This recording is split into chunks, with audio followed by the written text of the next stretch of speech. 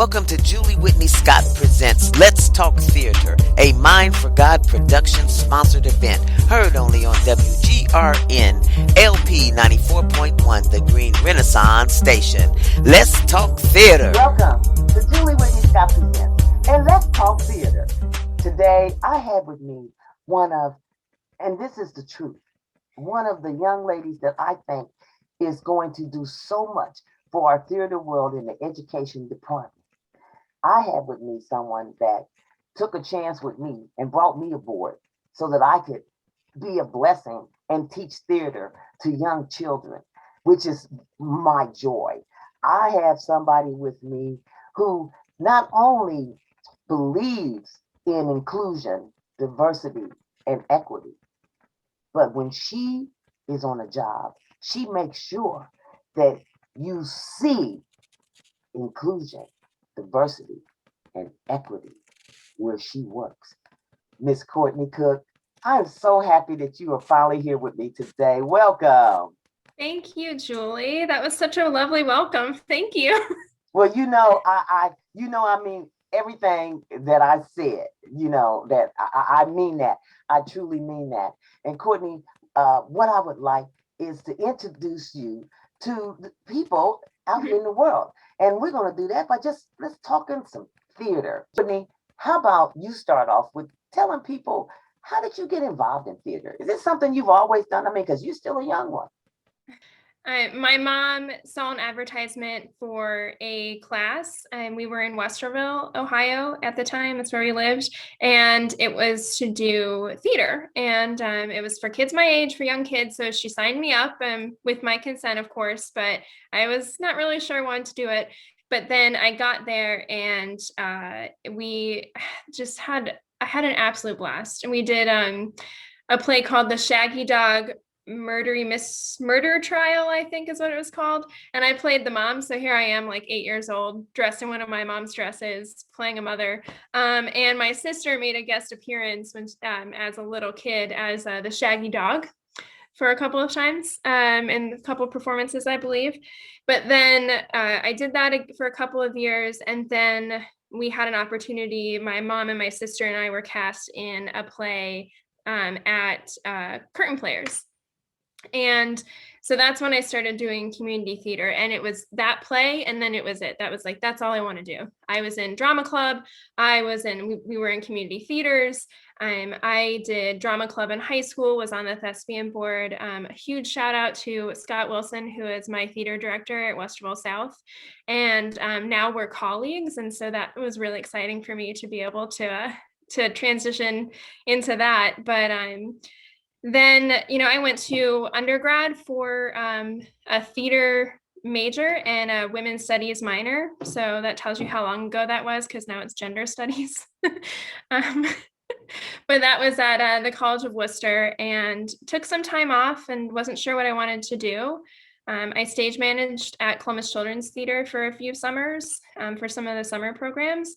And I realized, you know what, I want to do education, but I want to do arts education.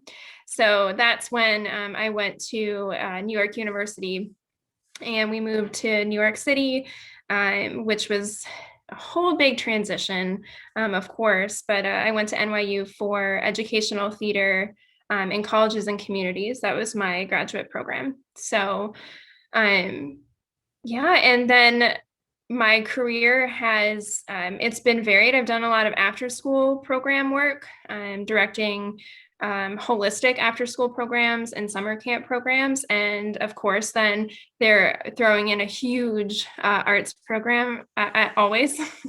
I've been a teaching artist. And then I worked at Columbus Children's Theater most recently as the director of theater education. So theater has been a huge part of my life, but I'm definitely going to have to credit my mom for making sure that I put myself out there a little bit when I wasn't really willing to do that. It is so true that acting helps people that are shy. It has helped people be able to speak better. with stuttered people that stutter. It's helped them to be able to overcome that. What would you say, Courtney, is your greatest joy in teaching the arts? Oh, geez. My greatest joy in teaching the arts is I'll give an example. Is that okay? I'll give a little example. So when I first started in an after school program in New York City, I was fresh out of grad school, taking, all the gig jobs, all the little jobs I could, and then landed in this settlement house after school program at a place called Hartley House. And thank goodness I did. But when I came in, they didn't have a theater program. And I was like, we're going to do this. They hired me as a drama specialist. We're going to make this happen. And I remember getting a lot of resistance from the older kids, the, upper elementary and middle school, who thought I can't play. I'm too old to play. The little guys, the kindergartners, were all about it. Like, yes, let's be pigs. And then, so I had my older group, and every day, it's felt like every day was bringing something in that maybe didn't work or didn't feel as fun or as exciting. We didn't get the outcomes I was hoping to.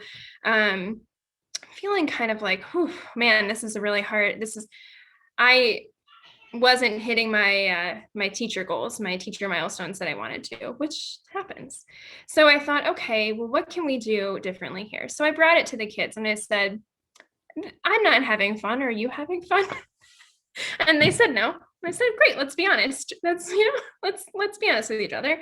And so I said, well, we're here to do theater, but that can look many different ways. It doesn't have to be you standing on a stage and memorized lines and costumes and then talking and your audience is watching and quietly sitting there.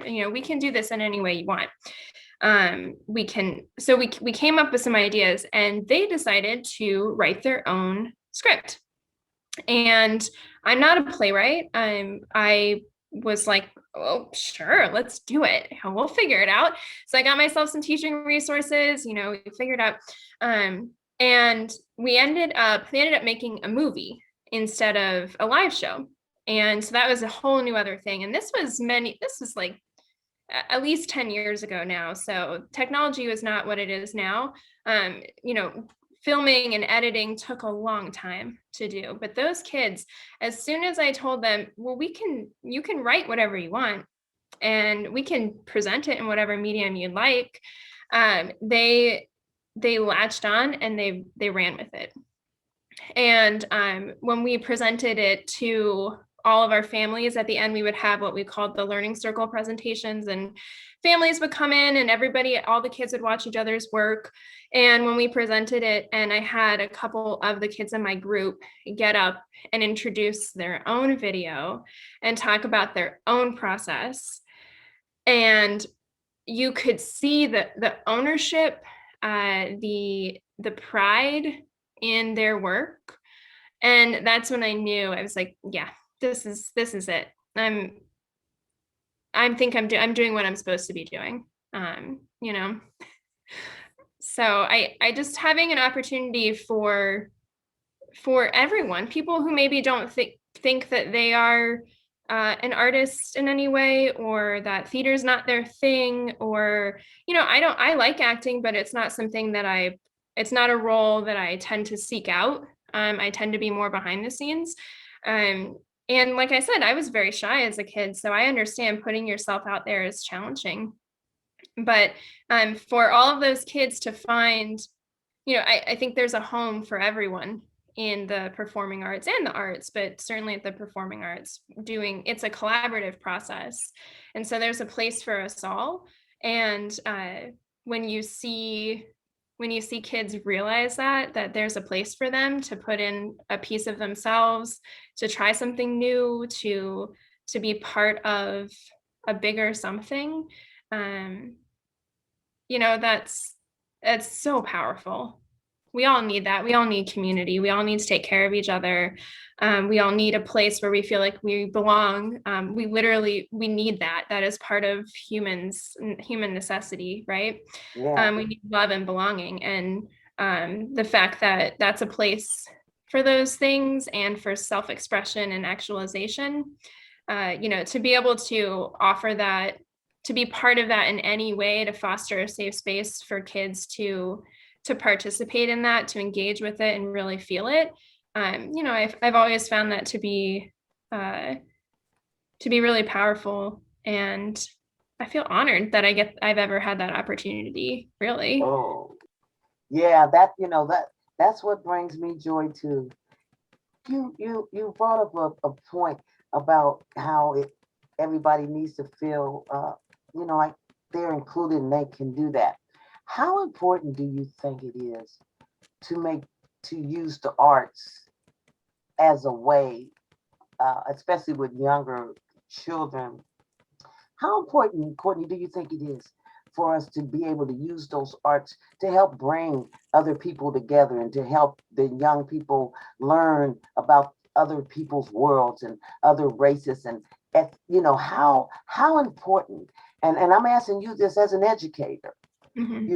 As an educator, how important is it that we have art, and how do we make sure that we find a way for including, as I said earlier, which you have done so well when you was at the Columbus Children's Theater, when I was working there with you.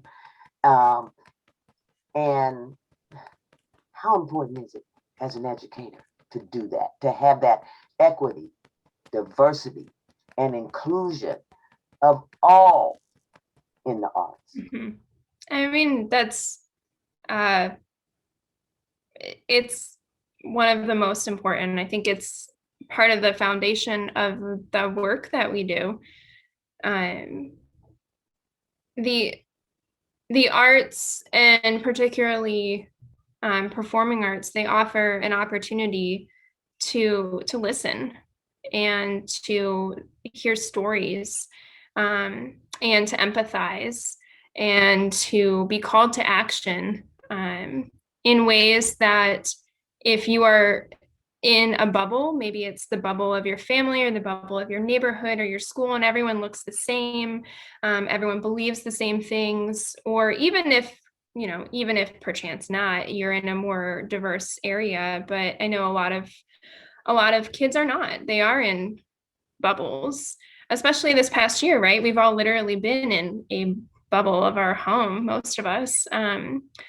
And the arts are a place for everyone. And the fact that there's ever any gatekeeping about who can do art or who can do art where or how makes me angry. If I'm being honest, it really does make me angry, especially on behalf of our young people who put their trust in adults or in people who are considered experts. And I would never want to say to anyone that their voice doesn't belong somewhere, because first of all, it's not true. And secondly, we all know that those things that we say, especially as adults, that we say to kids or even to each other. I mean, we're all just grown-up children inside, right? Like, but you think about, I know that I have things both positive and negative that teachers or adults or educators said to me when I was growing up that still live in my brain, for better or for worse. And don't you want to be one of the ones that's for better?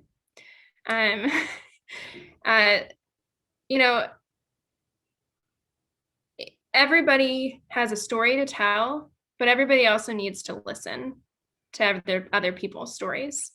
And so I believe that it is my responsibility, if I have a position where I have any sort of power, to make sure that I am bringing equity where I am, and that I'm promoting inclusion and diversity. I mean, DEI work, of course, but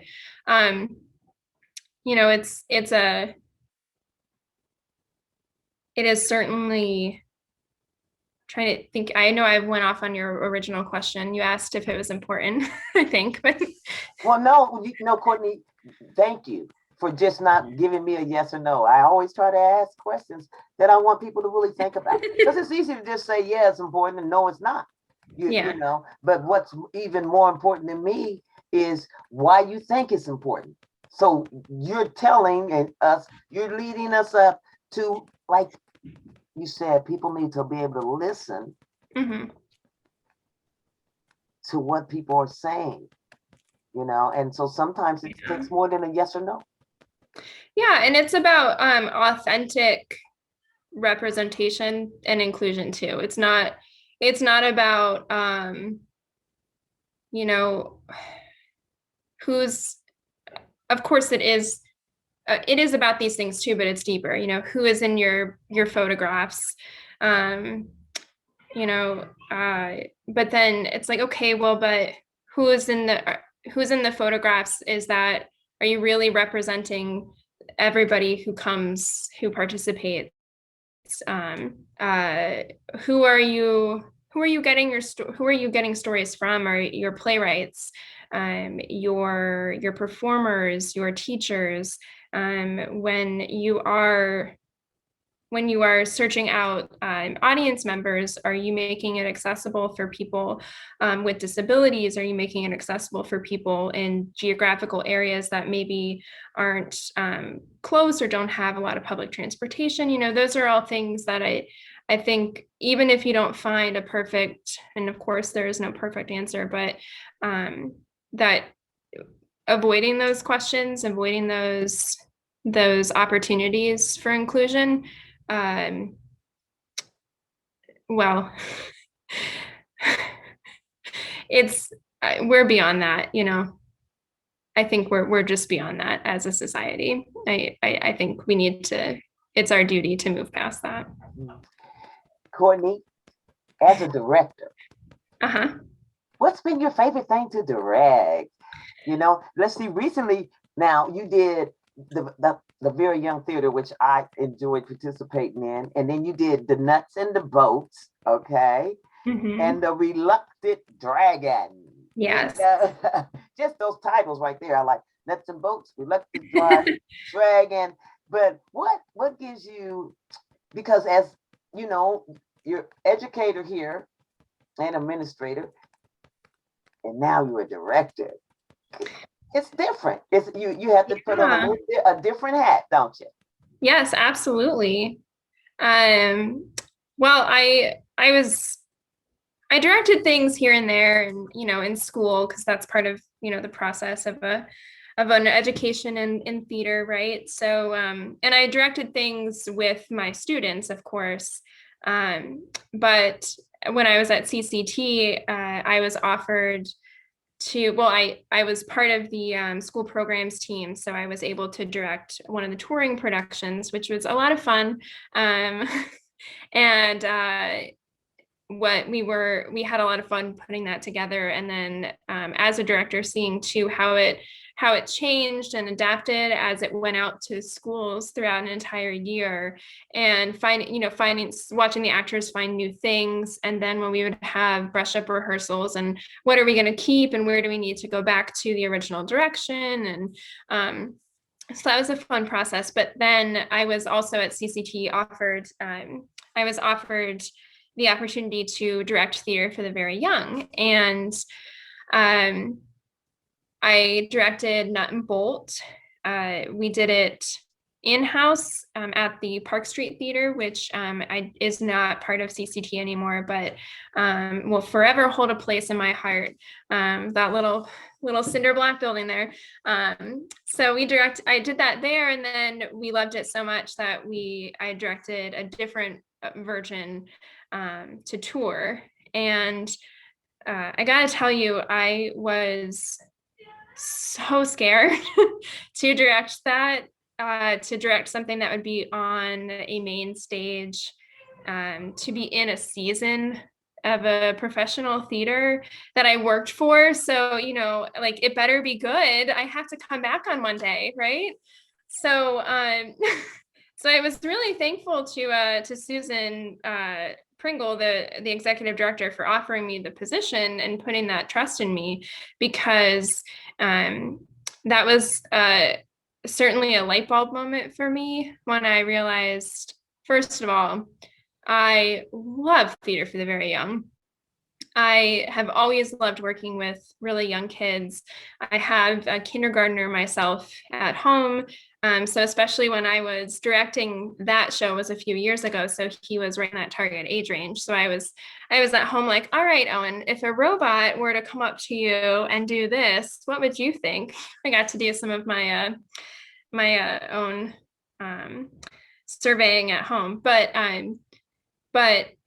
that was an absolute fabulous experience. I had two really amazing actors, Beth and Marcus. They were both really talented and professional and had a ton of experience. And they knew I did not have a lot of experience directing, but they were really graceful with that. And they honored my ideas. They honored my direction. They brought really wonderful collaboration to the process, which is what I wanted. And as I've directed more and realized that that's definitely more my style, it's my style in teaching too. It's definitely more my pedagogy is collaborative. So is my directing. And so I loved that experience because I loved the creativity in the directing space and in the rehearsals. And then once you brought the families in and the young kids, it added this whole new element. And to be able to see how kids as young as, really young toddlers up through early school age were interacting with these characters we create in this beautiful world that we made, and this story, and that they were laughing at points when I laughed, and they were looking around concerned at the same times that I was like, this is concerning. So it was a really beautiful experience, and it wrapped on Mother's Day, and so that's how I spent Mother's Day that year, and my family came too, and we all went to Nutt Bolt for Mother's Day, so it was quite the treat. Yeah, that's really good insight on what it's like to be an educator, as far as that in theater, and how important it is that we have that for our children. Now, you cannot leave Let's Talk Theater without giving some kind of word of encouragement to the listeners out there. I mean, and what I would like for you to do is, could you give a word of encouragement to some of the educators in theater right now, and help them, give them some words that will help them be able, especially in this times that we have right now in America, to be able to make sure that they do what you was talking about earlier, which is so important, is find a way to have that inclusion for all children involved. Yeah, well, thank you for asking me that, because I feel like one thing I would have said to myself 10 years ago, me now, that I think is really important for educators to hear, is that nobody decides that you're an artist except for you.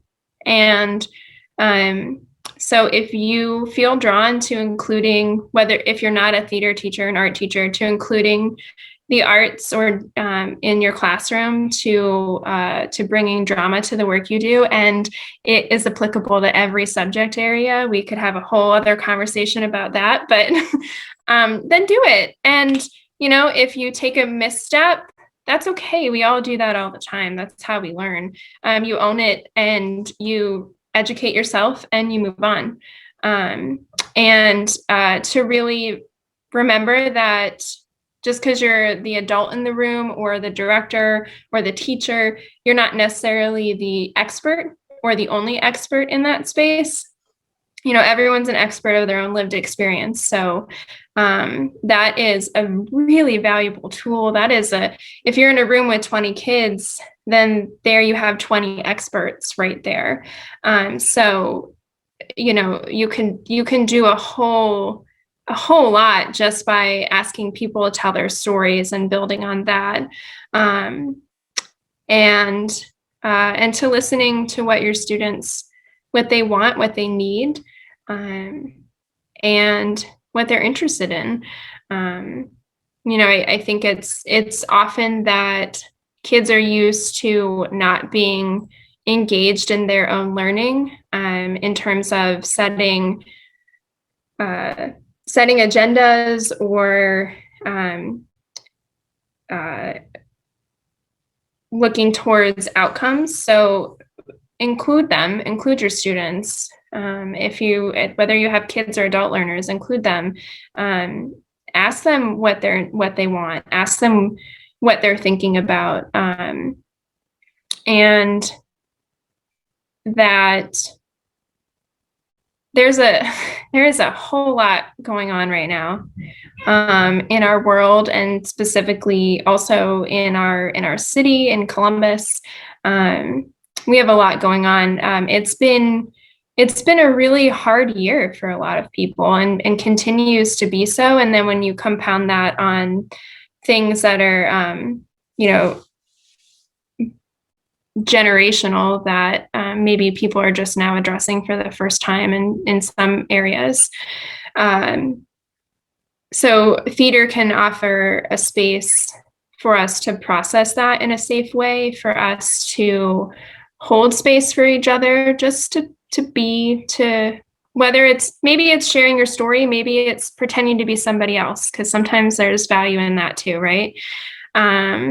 We need that escapism. It's just like when I can't watch true crime documentaries all the time. Sometimes I have to watch, the reality show that's silly, and I won't even name it because I don't want anyone to know I watch it.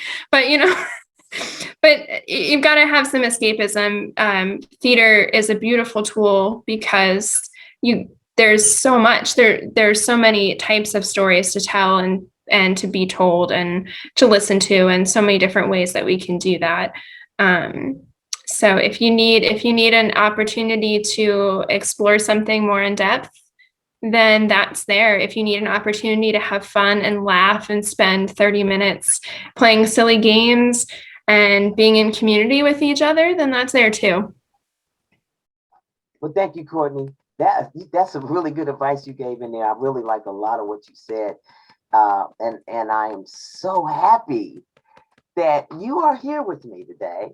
And I can't wait until the time when we can meet each other. You've had your second shot, and I'm getting ready to get my second shot soon. And hopefully we can meet somewhere and have a cup of coffee or tea or something, and just be in each other's presence. So I want to thank you so much, Courtney, for taking your time out of your busy day and coming on Let's Talk Theater.